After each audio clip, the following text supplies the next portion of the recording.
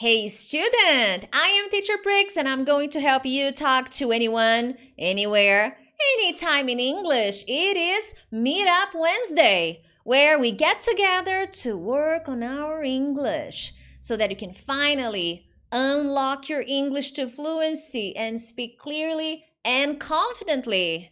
Anywhere, anytime. Thank you so much for joining, for participating. These guys from Instagram, thank you so much. If you want to see these slides that I prepared, come to YouTube. It'll be easier for you to watch and see everything I have prepared for you. And BSA, I prepared something for you guys. Some recommendations at least, okay? Now, tonight, we are going to be talking about speaking strategies, okay? So I'm going to be sharing specific strategies, especially when the conversation gets difficult. Last week we talked about that, okay? Today is like a continuation of last week's subject. So that is a very important thing. Today we're gonna have some practical ideas to help you go even further on your journey to fluency, okay? Hi, Angie, BSA, very nice. So as usual, tell me who you are, like Angie. Angie's a BSA, she's a student in my program. But I have other hashtags, I have other ways to identify who you are. So if you are watching me for the first time, maybe you don't know me very well, then your hashtag is newbie. Oops, I misspelled newbie, okay? Let me fix this. Newbie, okay, very well. Let me remove this. Now, if you know me well, maybe you've known me for like 3 months, 4 months, you've watched more than one lesson from me, you know me. Then you have a different hashtag. Then you are a regular, okay? So you know me. Maybe you watched many lessons from me. Then you're a regular. Or you are a BSA, a student in my online program. So we have these 3 ways to identify who you are. So if you're watching me for the first time, let me know. Maybe not the first time, but very recently. Maybe it's the second thing you watch from me, the third or the fourth. Let me know, okay? Very well, very well. So as I said, tonight's focus is on difficult conversations, complex, tough conversations that are difficult for us to express ourselves. So we're going to be working on specific strategies to help you in those moments because they are going to happen to you, okay? Now, why are some conversations difficult? Why some conversations are more difficult than others? Let me know here in the chat, okay? Let me know. Tiago is a newbie, that's awesome. Nancy, Leandro, Carla, Moneda, mwah, my BSA, my babies, awesome. Tell me, why are some conversations more difficult? My goodness, why? Why do you think that happens? Yolanda, hello, girl. Guys, I want to hear your opinion on why some conversations are more difficult than others. But in a nutshell, to make it simple, to help you understand why some conversations are more difficult than others, think of your brain like a database, okay? Everything you read and listen and watch and get in contact with, well, that is all information, okay? But perhaps when it comes to the English language, you don't have sufficient, you don't have enough data, enough information on a particular subject. Well, here I am being nice, I'm being kind. One particular subject, no, many. Maybe you don't have enough data on many subjects in English. And as a result, there are many conversations that are more difficult than others, okay? So this is one thing that makes a conversation more difficult. Carla says, I think my vocabulary is poor. Tiago, I'm translating my mind. Well, I think I talked about that very recently. I have a video on my other channel because this is my second channel. It's not my main channel, okay? I'm doing the live lessons here in a much smaller channel. But in my main channel, you will find a very recent video about translation. Very well. Now, as I was saying, your brain doesn't have enough data on a particular subject. As a result, it'll be difficult for you to talk about different things, complex things, because you don't have enough information on that subject.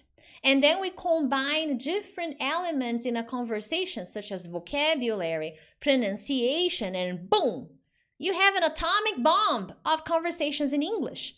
So it is a combination of factors.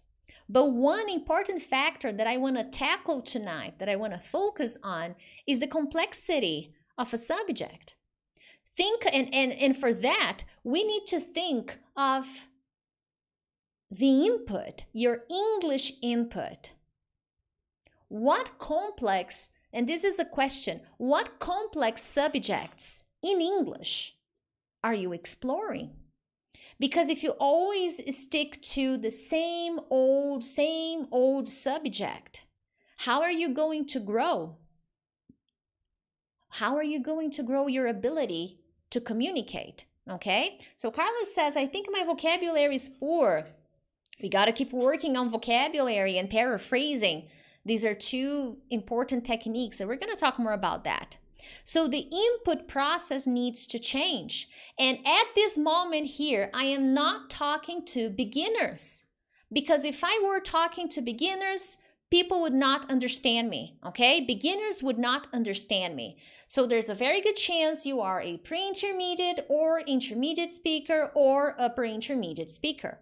So don't think that, oh, I'm a beginner. No, you're not. Because if I were talking to a beginner, you wouldn't be here. You wouldn't understand me, okay? So this is a very important point that I need to make. And in this level you are, the transition is challenging. It's painful sometimes because you're no longer a beginner, but there are so many different conversations, so many different kinds of words that it's difficult to know what direction to take, okay? Let's see one thing here. I'm gonna turn off commenting so that we can focus here on YouTube, okay, guys? Was talking to people on Instagram. Many conversations, off-topic conversations. I like to focus on the lesson and on the language, English. This is one thing that I always tell people. Here on my channel, it's 100% in English. That's why I know that if you cannot understand, then maybe this is not the lesson for you. But speaking Portuguese, writing in another language or Spanish, big no-no here, okay? Now, moving forward, I'm gonna give you some practical example, okay? This happened to me today is Wednesday, on Monday. On Monday, I went to my doctor, orthopedics, physician, okay? Physician, just a different way to say doctor. And we talked about my knee in my native language, okay? My doctor is Brazilian. I am Brazilian. I went to the doctor. I didn't speak English to my doctor. I need to check if he speaks English. Anyway, and as he started explaining what was wrong with me, I felt like, oh my God, what the hell is he talking about? I didn't understand anything. I was listening, and he was very educational, okay? He had some cool things and objects, and he was like explaining, oh, so if you look at your knee, and then this image, and he was there, and I was like, sure, yeah, yeah, of course, right? I didn't understand much. Now, why did that happen? Okay. He started explaining what was wrong with my knee, and he said a lot of difficult words. He explained the difficult words, but at the end of the day, I didn't understand much, even though we were speaking Portuguese. And why? We go back to the data, okay? My brain doesn't have enough data on that subject. I don't go on Google checking stuff about the knee. Well, today I did because I was preparing this lesson, so I was curious. I was like, hey, I need to check this. I need to study this because I had no idea what he was talking about. So because your brain doesn't have enough data, enough exposure, Whenever you are at a table talking to people, or maybe in a meeting having a different conversation, or at a presentation, you're like, oh, okay, I don't feel comfortable talking about this. Well, you don't have enough data. And I'm going to talk about this particular point. How do you get enough data? Because sometimes people think, oh, so we talk about it. No, that's not the best solution. Oh, let's just talk about it then. No. Because again, if I sit down with my doctor again to have a conversation about my knee again, which we will very soon, I will still have problems because I need to have enough exposure to the subject. And this happens to so many students in so many levels. I explain this again and again. If you don't have enough exposure, if you don't have enough data, your brain will freeze. Okay, Elsa moment. Let it go, frozen, okay? But basically what I have is a torn meniscus and a patellar chondropathy. These are the two things I remember, okay? He says, you have a patellar chondropathy and a torn meniscus, and on my foot, on my left foot, because I also have a problem with my foot. He said that I have like a tendonitis, some kind of tendonitis, like an old lesion, which he has to investigate further, so I need further exams. Not pretty, doesn't look pretty. My knee and my foot don't look pretty. I'm actually worried about that, okay? So what I'm trying to say is I'm not prepared for that conversation. So I can sit down in front of a doctor again and we can talk again. I will be silent. I'll be listening. I'll be like, oh, and what is that? Oh, and what is that again? Basically, at the end of the conversation, I looked at the doctor and I said, do I need surgery? Let me just, like, can you speak the real language? Surgery? No surgery? He said, not yet. We need more exams. So I don't know yet, okay? I will keep you guys posted on my journey to fixing my knee. So in the meantime, if I continue the conversation, I wouldn't know. Because I'm not prepared. I need to read a little bit more, understand a little bit more about the mechanics of the subject. Then I'll be better prepared. But just speaking will not solve my problem, because sometimes the students think, oh, so I have to speak more. Well, if you don't have enough data, you could have a private teacher every day with you. It wouldn't happen because you need the other English skills to make it possible. I'll give you another example, okay?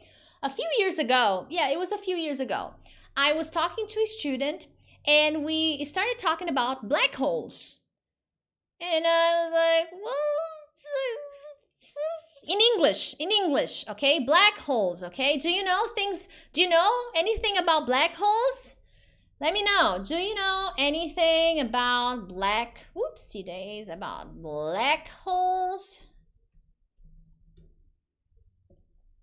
That's a question. And if you want to answer, people on Instagram, come to YouTube, okay? I turned off the comments because you were missing the point here, talking about my hair, about my lips, about to focus on English, okay? It's a much better aspect. So comments are off.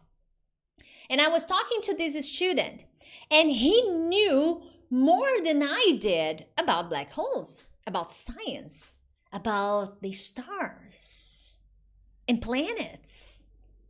I knew nothing about science. So I had to tell him, look, can we have this conversation again next week? Because I need to prepare myself. So here, Juliani says no, Yolanda says no. BS, oh, only in film. Sonia, no. So would you be able to have this conversation in English? No. Is it because your English is bad? No. It's because you don't have enough, it's because you don't have enough data. And no matter how many people sit down to talk to you, if you don't have enough data, enough information here in your brain, you will not be able to talk about it, okay? So it's more complex than that. You need to prepare yourself. So with that student on that day, I remember I was like, look, I don't know much about it, okay? Because on that day, I asked him, oh, so what were you reading on the news? And then he told me about this article that he had read about black holes. And we started having the conversation, and I felt stupid, like really, because I knew nothing about it. So I told him, can we talk again next week? Because I'm going to dig into this subject. I'm going to read it. I'm going to read like whatever I can. And I did. And then we had a very interesting conversation. And I even watched the movie he recommended, Interstellar. Amazing movie, by the way. And here, BSA, my students in my academy, you can go on the Facebook group, okay? In our group on Facebook, I posted 2 links. One of the links is this one about black holes and the Interstellar movie. You will see that it's an interesting subject. It's not giving you all the info about black holes. It's just to change your perception, okay? Your perspective in this subject. So BSA, I gave you the recommendation in our group on Facebook, okay? So I was not prepared to have that conversation in English. Now, would I be prepared today? Maybe not. Maybe I would still need to sit down, read again, read some interesting articles, check a few more websites, and then I would have the conversation. It's data, guys. And would I be able to talk about this in Portuguese? I don't think so. First of all, because I don't read much in Portuguese. So I don't think I would be ready to have such a difficult conversation. Okay? So BS says, I wouldn't be able to have this conversation in Spanish either. Well, why? Because we don't have enough exposure to the subject. But I have another example because I like giving examples to help you understand. Because then I will give you strategies to prepare for these moments, okay? When I was at Harvard, I took 2 courses at Harvard, okay? Business communication and professional communication. Oh, teacher, that's how you learned English. No, I was fluent before I went to Harvard. I learned English in my hometown without speaking lessons, mostly by myself. When I got to Harvard, I was already a teacher, okay? And in one of the classes, in one of the lessons, we talked about modern, contemporary architecture. And what was interesting at Harvard was that every week we really needed new data, okay? We had to search the most unusual subjects and read about it and talk about it and have presentations about it. So we tackled many different complex, difficult subjects. Now I have a question for you here in the chat, people on YouTube. Do you know the verb to tackle? Do you know this verb, tackle?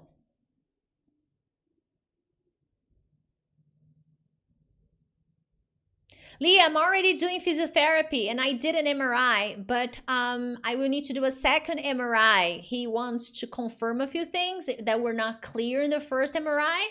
So I will need to do another one, okay? So it's MRI. That's usually what we refer to. Okay. Francisco, you're late. Oh, my goodness. So let's see. Do you know the verb to tackle? To tackle, not to tickle, okay? To tickle is like... To tickle is when you make someone laugh because you're like touching them to make them laugh, okay? Or maybe something tickles. That's another verb, to tackle. To tackle, okay. So do you know to tackle? I see some no's. Maria says no. Let's see, Yolanda says no. My goodness, it's okay. It's an advanced verb, okay? Now, to tackle means to speak to someone about a problem or a difficult situation, a difficult conversation, to confront, to deal with, okay? So here I have a question to help you understand. Denise, I learned that verb in the academy. Yes, if you paid attention to the vocabulary lessons, you saw this a few times in the academy. So here I have a question. How can we tackle climate change? Lucy Maudio, I will delete your comment because it's in the wrong language. The official language of our conversation here is English. I'm Teacher Prix, and I'm gonna help you talk to anyone, anywhere, anytime. So, English. So how can we tackle climate change? How can we deal with crime, which in some cases, unfortunately, how can we deal with climate change? What are things we can do? How can we manage this situation? How can we handle this situation? That's what tackle means. Okay, so here is something that I was forced to do at Harvard.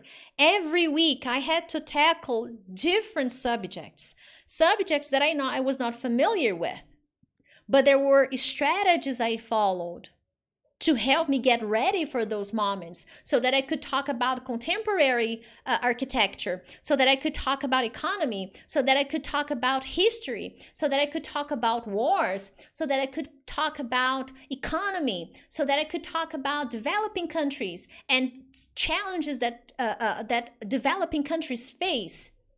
There's a preparation for that. And if you don't follow the right preparation, you will always be silent. You will always feel like, oh, I don't know what to say. And in many cases, you don't know what to say because perhaps in your language, you wouldn't know what to say either. Okay, so preparation is important. Now, how do we tackle climate change is a question I ask you. And if we were having a discussion, if we were having a debate, a healthy debate, how would you answer that question? Would you be ready to answer that question clearly and confidently in English?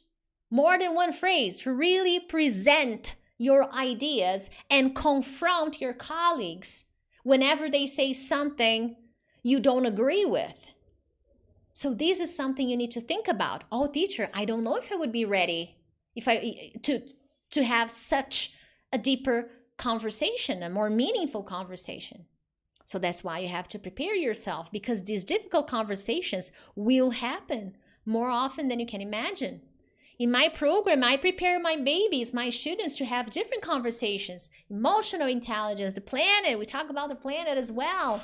We're always focusing on different subjects. In addition to the modules, they have the challenges on Facebook. They have listening activities where they listen to different subjects. They have reading activities where they read about different subjects, complex subjects, history, economy, curiosity, arts. That's very important, okay? Very, very important. With less concentration of CO2. Yeah, but that's a loose phrase, okay? You need to make a phrase. If we're thinking of a conversation, here, of course, you're just giving me a comment. That's good. But now, how do you formulate a phrase based on that argument? How do you defend your argument in a conversation? That's what you have to think about, okay? So students in the academy, you have a lot in the challenges on Facebook. You have a lot of these articles that are not for beginners. They are advanced articles. And why do I say they are advanced? Because they were written by native speakers and they are not teaching English.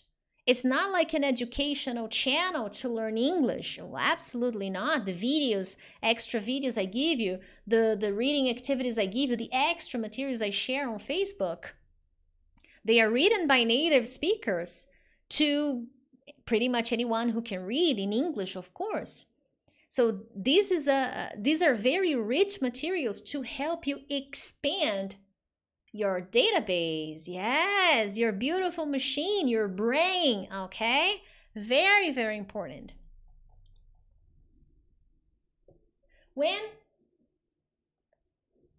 Jesus, it's so hot right now. Do you speak Portuguese? Yes, I'm Brazilian. Let's see. When will the academy open again? Very soon. Very soon, I don't know. March, maybe? But stay tuned, Omita. Yolanda says, we can take better care of our planet.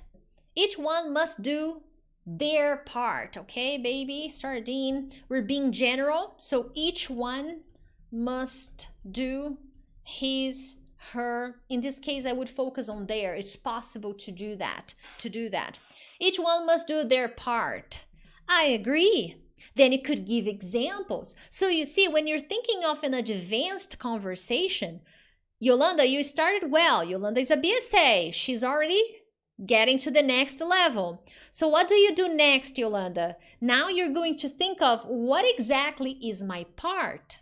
What are some possible examples of what to do? And if you read the recommendation, because as I told you in the group on Facebook, I gave 2 recommendations for this subject, for the climate change subject. On the same website, you can read an article and you can watch a video. Yeah, you can watch a video. It's not just to listen. You can listen to the video if you don't want to see it, if you can't see it, but you can watch the video. And there they talk about it, what they are doing to tackle climate change. And by doing this, by exploring this subject, you're going to have some important ideas. Oh, what exactly can I do? What exactly is happening? And if you take a step further, what is society doing? What are the first world countries doing? What are the agreements, international agreements, to help protect the environment, to tackle the environment and the climate change that are? Okay, we see them on the news not all the time, but often. Okay, we should see that more often though. Now, as I was saying, now moving on, the wrong way to do it, okay? Because here I'm just talking about, okay, how do we tackle difficult conversations in English, using the verb? How do we tackle complex conversations? Before I tell you the right way to do it, let's talk about the wrong way to do it, okay? So that you have it very clear, because perhaps you're doing that right now. And one thing that I can tell you right off the bat is staying in your comfort zone. The lessons that I do here on Wednesday and the lessons that I do on my channel, they are intentionally designed to help you on your journey to fluency, okay? I'm an English teacher. My job, my mission is to guide you in the right direction. So here, I make English easy for you so that you can understand what you need to do, so that you understand your next steps. In the academy, I do the same, but I bring way more activities and exercises and conversation classes and resources. But at the end of the day, I'm teaching you, I'm showing you the way. But if you stay in your comfort zone, and every time you're engaging in English activities, you're just learning easy expressions, reading some stories, maybe watching some curious videos, like curious facts about English, some expressions, how to say something in English, how to say this, how to say that, watching some memes in English. How are you going to prepare yourself for a tough conversation? I remember once I was doing a preparation for an exam, and I had to describe, it's not that I had to describe, but I had to talk about ants, okay? The insect, the ants, Ant-Man. I had to talk about ants and how resilient and persistent they were. It was actually a very interesting conversation. So it's unusual, okay? I'm studying English. I'm learning something meaningful in English. Of course, that was not so interesting to me, and I was just doing a test, but I'm not staying in my comfort zone.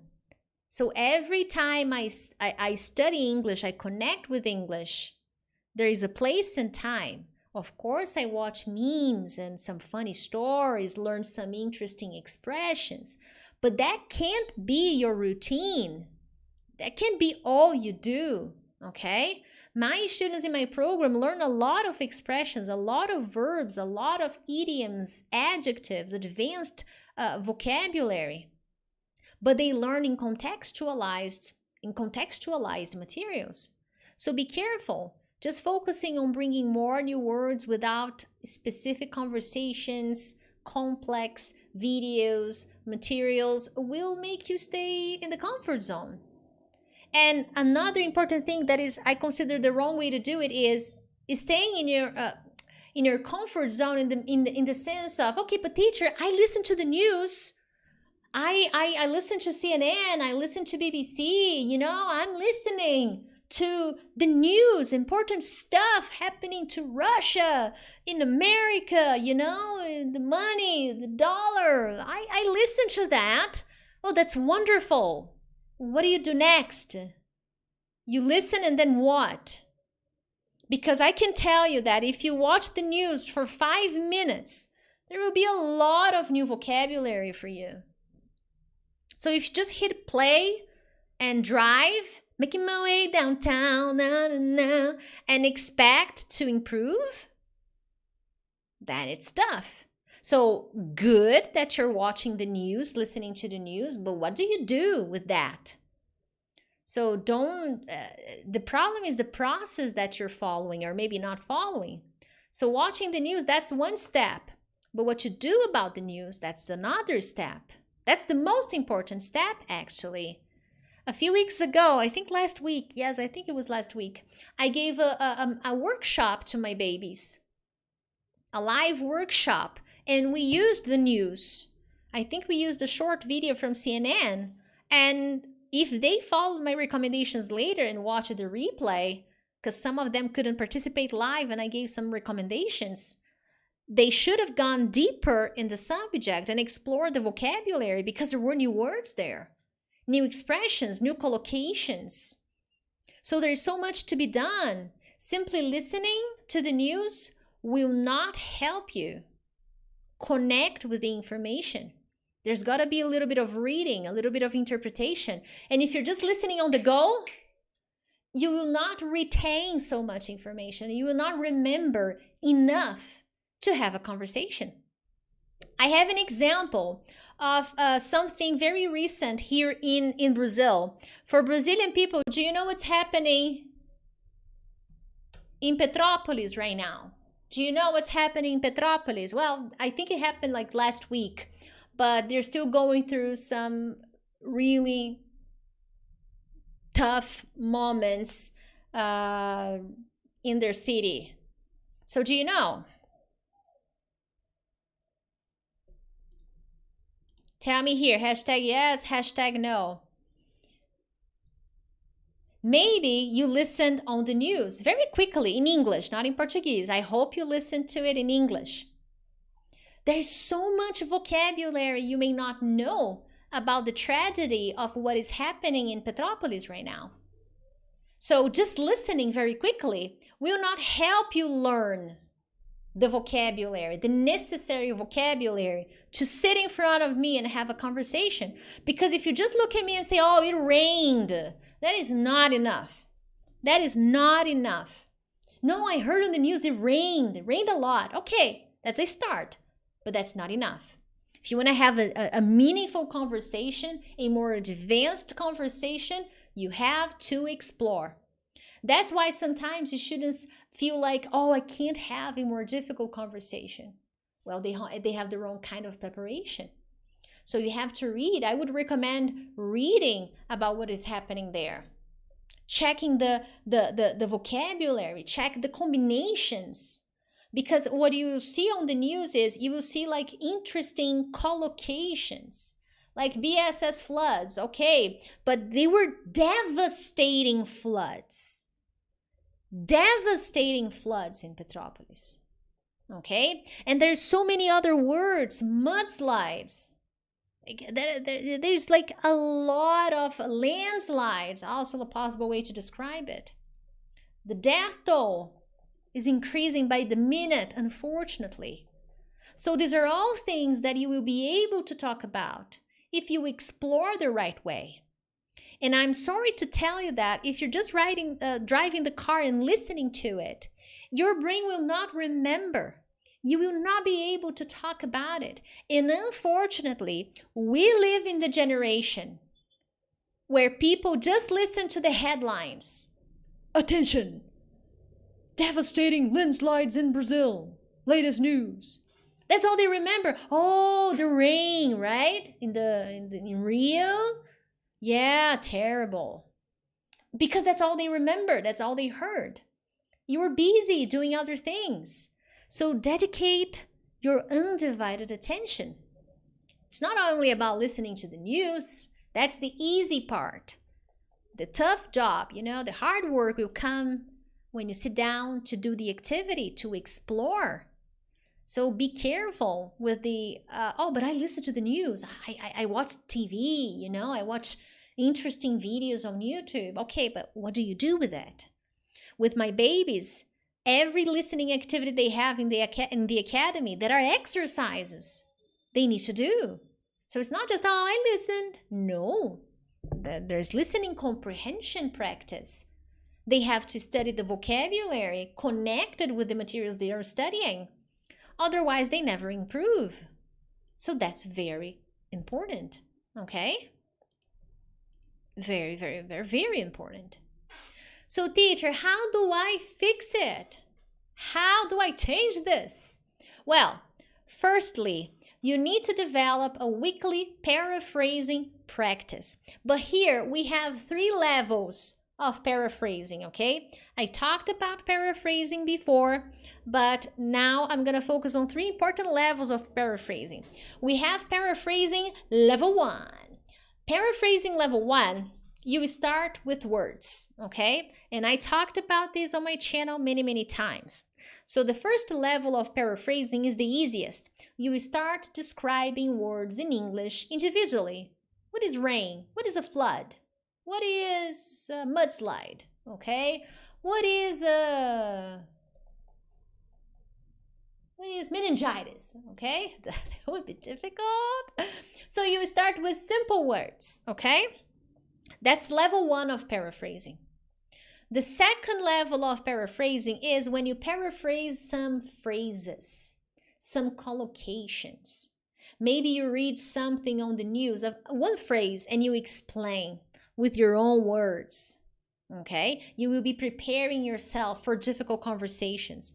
And in paraphrasing level 1, you will work on paraphrasing with difficult words, not the easy ones, okay? Because at a more basic level, when I start implementing paraphrasing, I give easy words. Soldier, house, water, TV. How do you explain TV? But then if you want to take your English to the next level so that you can speak more confidently and more clearly in English, then you're going to practice paraphrasing more difficult words, okay? So mudslide would be a little bit more difficult to describe. So you have to prepare yourself, okay? Paraphrasing level 2, then you can go to some short phrases that are a little bit more difficult. Maybe you can read something in an article or listen to something and you can practice describing what you read or what you listen, a short phrase based on your own words. That will help you step up your game so that when you are in a conversation, you have the ability to express yourself with the English you have. The level 3 is, for example, babies in the academy, they do this all the time in my program. They read things, they listen to things that are more complex, a little longer depending on the subject, and then they have to explain everything they read, what they listened to. In the challenges, that's basically what I do with you guys. You will read a complex article, and then you have to paraphrase everything. You have to explain everything. That's the hard level, the hardest level of paraphrasing. Describing everything you read or everything you listened to the best way you can. And you can do that in 1 paragraph, in 2 paragraphs, in 3 paragraphs. That's how you prepare for conversations, because you're feeding your brain with enough data to help you get ready for that, okay? So this would be the hardest level of paraphrasing. So you need to read things that will challenge you. That's why in the academy, I always tell my babies that I give them challenges every month, because I really want to challenge your ability to understand and speak about different subjects, okay? The second thing you're going to do is you're going to work on question asking. You need to learn to ask questions about difficult subjects. And here, guys, what I'm trying to work with you at a more advanced level is your ability to have conversations. more complex conversations, more meaningful conversations, critical thinking, okay? And to be able to do that, to be able to ask difficult questions, you need to explore different subjects, which is tip number 3, the third thing you need to do.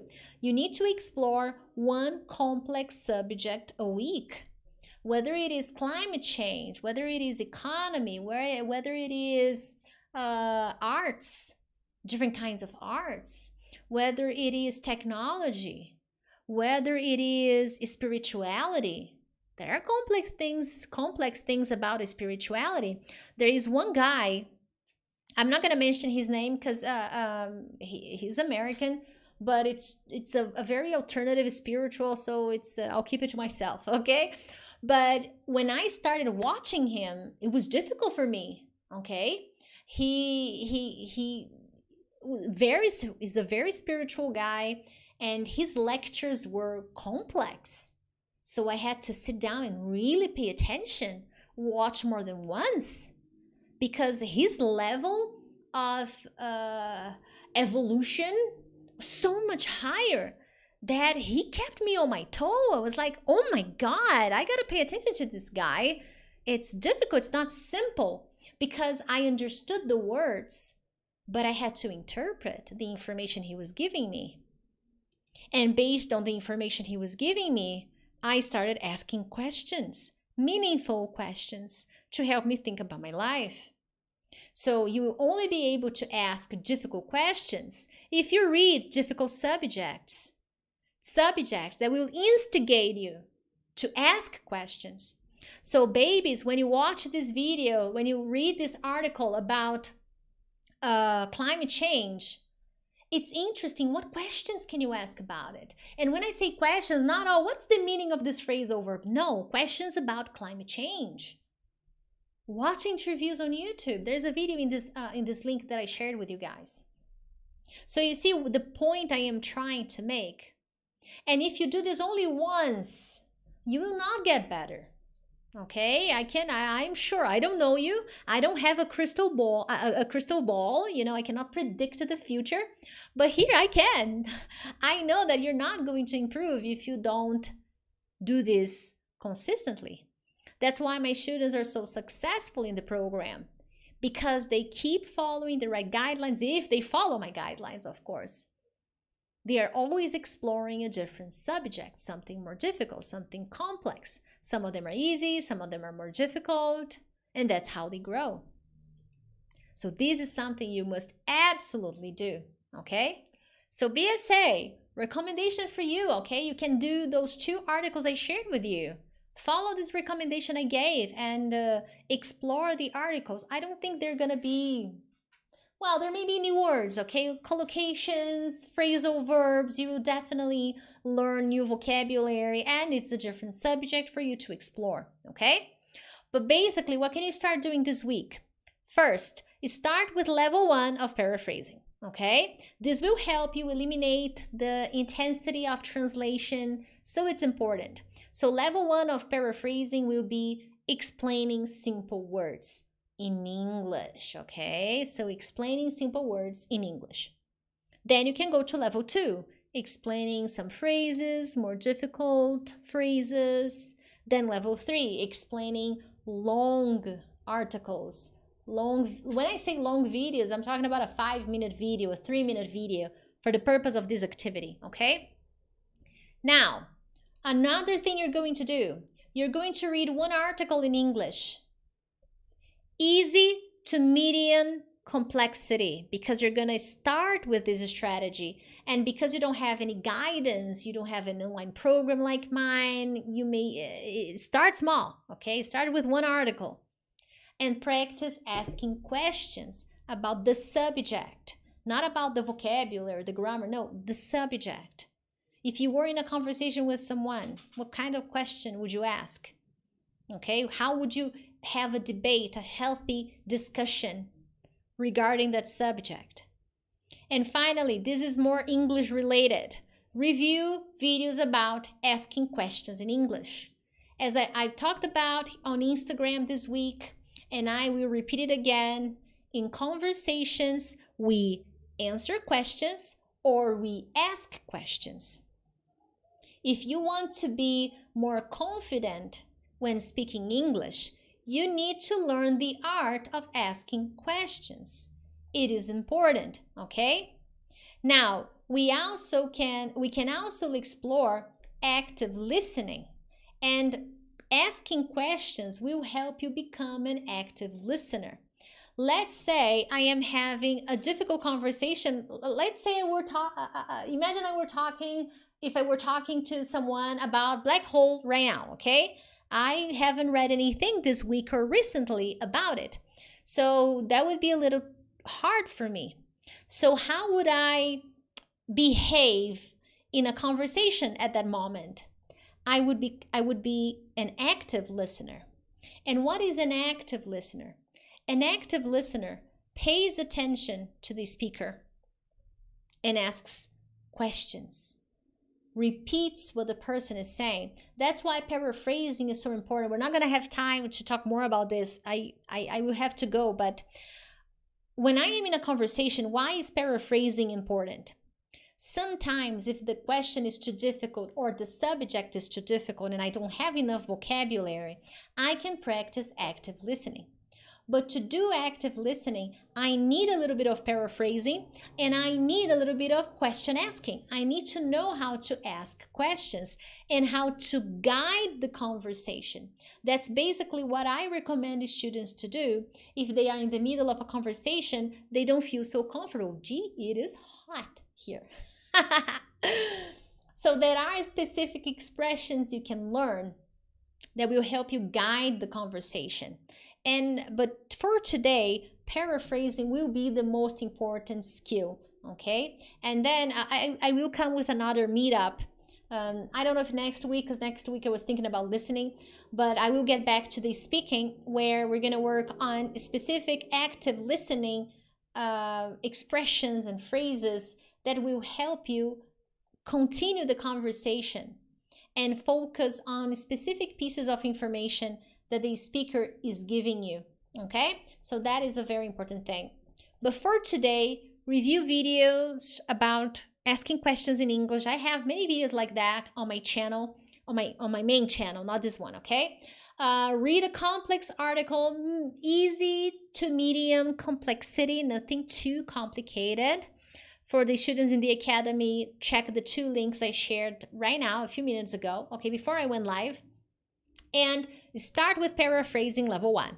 If you are a BSA, you're not going to start with paraphrasing level 1, okay? You can already do paraphrasing level 3. You can basically paraphrase all the article you read and describe it using your own words, getting some collocations from the material you're going to read, okay? So that would be an interesting activity. And if you want more tips, if you're not a student in my academy and you want some tips on how you can unlock your English speaking, I have a really cool ebook that you can get, okay? So here's the link in the chat. Other than that, if you enjoyed this lesson, I ask you to support the channel by subscribing or sharing. Sharing this video would be very helpful to me, okay? Other than that, thank you so much, and I'll see you next time. And I'll see you next time, people on Instagram. Thank you so much. And thank you so much. I'll see you next Wednesday. Bye.